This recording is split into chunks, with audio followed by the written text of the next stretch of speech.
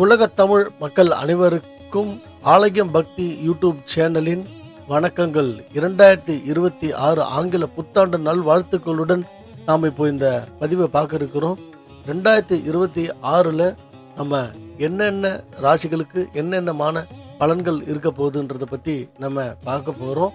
இந்த 2026ல் யாராருக்கு சாதகம் யாராருக்கு பாதகங்கள் இருக்க போகுது, 12 ராசிக்கும் ஆரோக்கியம், தொழில், நிதிநிலை, குடும்ப வாழ்வு, காதல், திருமணம், ஆன்மீக பயணங்கள் எல்லாத்தையுமே நம்ம தனித்தனியாக ஒரு ராசிக்கும் ரொம்ப சிறப்பாக பார்க்க போகிறோம்.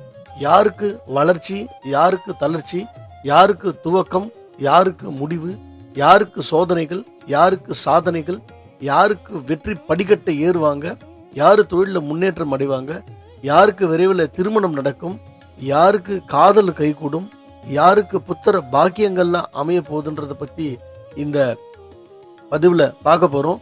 வேலையிலே போயிட்டுருக்கோம், டெய்லி 9 to 5 ஜாப் பண்ணுறோம், ரொம்ப ஸ்ட்ரெஸ்ஸாக இருக்குது. இந்த வேலையை விட்டுட்டு நம்ம தொழில் புதுசாக ஆரம்பிக்கலாமா, ஒரு ஏர்ன்டர்பிரனர்ஸாக ஆகலாமான்றதை பற்றி யோசிச்சுட்டு இருப்பீங்க.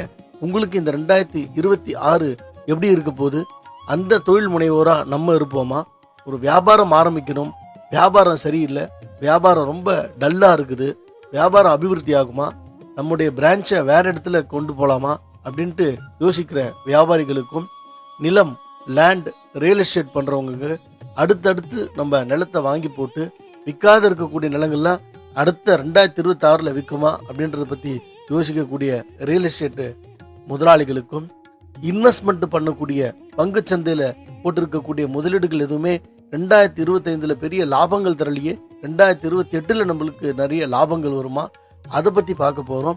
திருமணம் நடக்க போகுதா, நம்முடைய குடும்ப உறவுகள் எப்படி இருக்கும், முக்கியமாக 2025ல் உடம்பு ரொம்ப படுத்துடுச்சு, ஹாஸ்பிட்டல், மருந்து செலவு, தூங்கி எழுந்து தூங்க போனால் மருந்து மாத்திரையோடு இருந்த நம்முடைய வாழ்க்கை இப்போது எந்த விதமான மருந்து மாத்திரைகள் இல்லாமல் நம்மளுக்கு ஆரோக்கியம் இருக்குமா, சேமிச்சு பணம் எல்லாமே கரைஞ்சி போச்சு 2025ல். இந்த 2025ல் புதுசாக நம்ம சேமிக்கணும் அப்படின்ட்டு யார் யார் ஒரு திட்டங்கள் வச்சிருக்கிறீங்களோ அவங்களுக்கு சேமிப்புகள் கைகூடுமா, கடன் 2025ல் அஷ்டம சனி, 7.5 சனி, பாத சனி, எல்லா விதமான சனி பகவான் நமக்கு ரொம்ப கடன் தொல்லை கொடுத்தார்.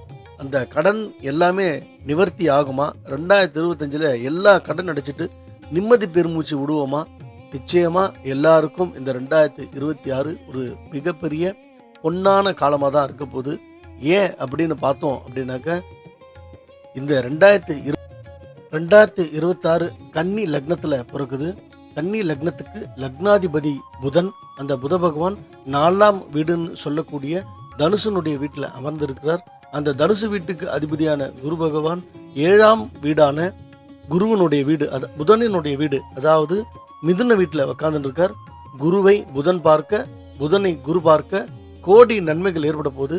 அது மட்டும் இல்லை, 4ஆம் வீட்டில் சூரியன், செவ்வாய், புதன், சுக்கிரன் போன்ற 4 கிரகங்களையும் குரு பகவான் பார்க்கிறார். இந்த 4 கிரகங்களும் குரு பகவானை பார்க்கிறது மிகப்பெரிய யோகம். எல்லாருக்கும் பல நன்மைகள் நிச்சயமா இந்த 2026 புத்தாண்டுகள் நிச்சயமா வாரி வழங்க போகிறது. நீங்கள் வணங்க வேண்டிய தெய்வங்கள், செய்ய வேண்டிய பரிகாரங்கள் எல்லாத்தையுமே நம்ம இந்த சேனல்ல பார்க்க போறோம். மறக்காம நம்ம சேனலை லைக் பண்ணுங்க, ஷேர் பண்ணுங்க, சப்ஸ்கிரைப் பண்ணுங்க. தேங்க்யூ. 2026ஆம் ஆண்டு கடக ராசிக்கு உண்டான பலன்களை நாம் இப்பொழுது காண இருக்கிறோம். புனர்பூசம் 4ஆம் பாதம், பூசம், ஆயில்யம் நட்சத்திரத்தை கொண்ட கடக ராசி நேயர்களே, மனோகாரகன், மாத்ருகாரகன் என்று சொல்லக்கூடிய சந்திரனை தன்னுடைய ஆட்சி வீடாக கொண்டிருக்கக்கூடிய கடக ராசியினருக்கு இந்த 26 எப்படி இருக்க போகிறது என்பதை பார்ப்போம். சந்திரன் ஒருவருடைய ஜாதகத்தில் மிக பெரிய ஒரு ஸ்தானத்தை கொண்டிருக்கிறார்.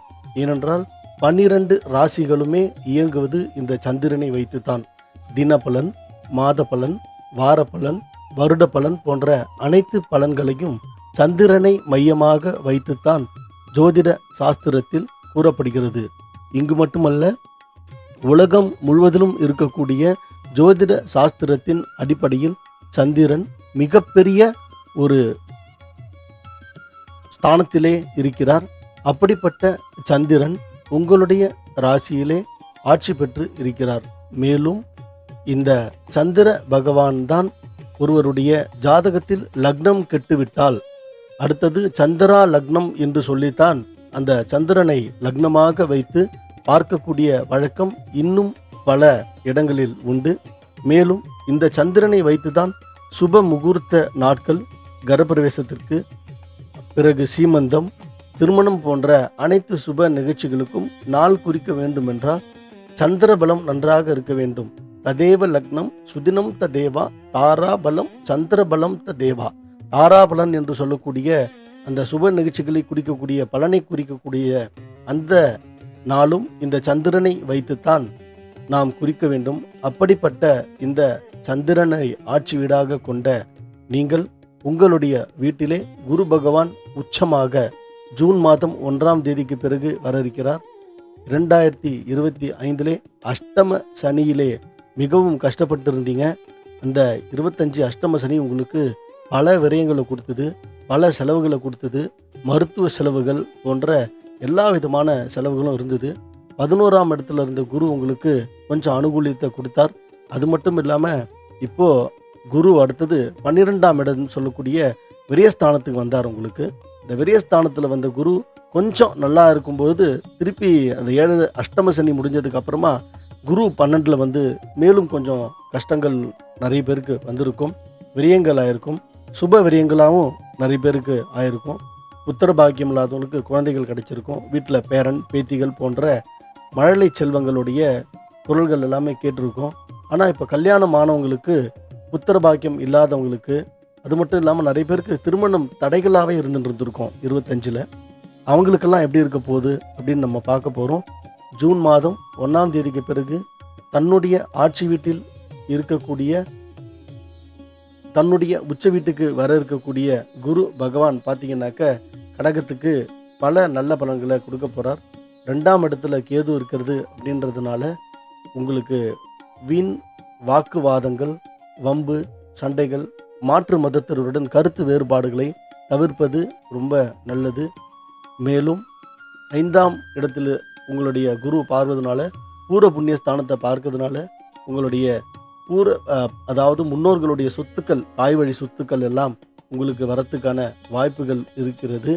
புத்திர பாக்கியம் இல்லாதவர்களுக்கு ரொம்ப நாளாக புத்திர பாக்கியம் இல்லாமல் இருந்திருக்கும், கஷ்டப்பட்டுட்டு இருந்திருப்பீங்க. இப்போது நிச்சயமாக உங்கள் எல்லாருக்கும் கடகராசியில் இருக்கக்கூடியவங்களுக்கு புத்திர பாக்கியம் நிச்சயமாக உண்டு. நிறைய பேருக்கு இந்த 25 கல்யாணமான தம்பதிகளுக்கு அபாஷன் போன்ற நிகழ்வுகள் நடந்திருக்கும். அது எல்லாமே க்யூர் ஆகி கொஞ்சம் நிச்சயமாக குழந்தைகள் பாக்கியம் அனைவருக்கும் உண்டு. திருமணம், காதல் திருமணம் நிச்சயமாக கை கொடுக்கும். பெற்றோர்களுடைய ஒத்துழைப்போட இந்த திருமணமானது உங்களுக்கு நடக்கும் அப்படின்றதுல எந்த விதமான சம்பந்தமும், எந்த விதமான பயமும் இல்லை, எந்த விதமான அச்சமும் இல்லை. மேலும் உங்களுடைய குடும்பத்தில் ஒய்ஃபு ஹஸ்பண்டுக்கு கூட ரொம்ப சண்டை சச்சரவுகள்லாம் இருந்தது 25. அது பார்த்தீங்கன்னாக்க இந்த 26 ஜூன் மாதத்துக்கு கழிச்சு ஹஸ்பண்ட் ஒய்ஃபுக்குள்ள ஒரு மிகப்பெரிய சமரசம் ஏற்படும். தாம்பத்தியத்தில் ஒரு மிகப்பெரிய ஒரு ஈடுபாடுகளோட உங்களுடைய வாழ்க்கை இனிமையாக இருக்க போகுது. என்ன 2025 ஏற்பட்ட அஷ்டம சனியினுடைய பாதிப்பு கணவன் மனைவி கூட ரொம்ப சண்டை சச்சரவுகள், சில பேர் பிரிந்து வாழக்கூடிய சூழ்நிலைகள் எல்லாமே கூட இருந்திருக்கு. அவங்க எல்லாருக்குமே இந்த 26 மிகப்பெரிய நற்பலன்களை கொடுக்க போகிறது அப்படின்றதுல எந்த விதமான சந்தேகமும் கிடையாது. குரு பகவான் 9ஆம் பார்வையாக தன்னுடைய வீட்டை பார்ப்பதனால் குலதெய்வ வழிபாடு ரொம்ப ரொம்ப நல்லது. ஆன்மீகத்தில் ஒரு நாட்டம் இருக்கும், மனசு நிம்மதியாக இருக்கும். வேலை வாய்ப்புகள், வேலை செய்பவர்களுக்கு வீண் அலைச்சல்கள் நிச்சயமாக இருக்கும். வெளிநபர்களுடைய ஊடுருவினால் உங்களுடைய வேலையில் ரொம்ப சண்டைகள் வந்துக்கிட்டே இருக்கும், சச்சரவுகள் இருக்கும். நீங்கள் ஒரு வேலை செய்ய போனால் அந்த வேலையை இன்னொருத்தர் உங்களை தடுத்து அந்த வேலையை செய்ய விடாமல் பண்ணுவாங்க.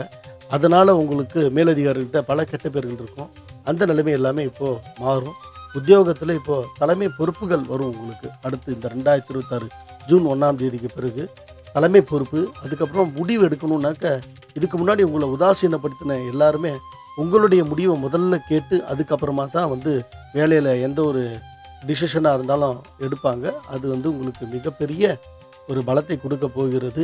2026 உங்களுக்கு முக்கியத்துவமாக கொடுப்பாங்க. தலைமை பண்புகள் வரத்துக்கான வாய்ப்புகள் நிறைய இருக்குது. தொழில் மற்றும் முயற்சி, தொழிலில் பல போட்டிகள் இருக்குமே, பட் அதுக்காக நீங்கள் பயப்பட வேண்டாம். கொஞ்சம் கடினமாக உழைச்சிங்க அப்படின்னாக்க எல்லா விதமான முன்னேற்றங்களும் உங்களுக்கு உண்டு. வருட இறுதியில் நிச்சயமாக தொழில்களில் நல்ல ஒரு லாபம் பார்க்கக்கூடிய ஒரு அமைப்பு இருக்கிறது. வணங்க வேண்டிய தெய்வம் சந்திரன் அப்படின்னாலே நம்மளுக்கு கிருஷ்ணர் அப்படிதான் ஞாபகம் வரும். ஏன்னால் உங்களுடைய ராசிக்கு ஏற்றாற்போல நீங்கள் வணங்க வேண்டிய தெய்வம் மன்னார்குடி வித்யா ராஜகோபால சுவாமியை வழிபட்டு வர எல்லா விதமான சங்கடங்களும் தீரும் என்பதில் எந்த விதமான 70% சுப பலன்கள் இந்த 2026 உங்களுக்கு காத்து கொண்டிருக்கிறது. நன்றி.